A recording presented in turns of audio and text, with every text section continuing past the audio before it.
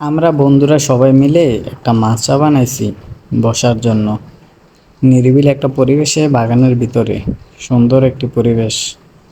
দেখেন আপনাদেরও দেখাই মাচাটা। দেখেন সবাই কি সুন্দর আরামে বসে মোবাইল দেখতেছে। কোনো কোনো সময় বড়রা এসেও বসে, আমরাই সবসময় বসি, ওনারা মাঝে মধ্যে আসে। এটার এখনো পুরোপুরি কাজ শেষ হয় নাই, এখনো এটার আরও কাজ বাকি আছে। কিছু কিছু কাজ করে এটার সৌন্দর্য আরও বাড়াতে হবে। এটা হচ্ছে মাচা যখন অর্ধেক বানানো হয়েছে তখন করা ভিডিও।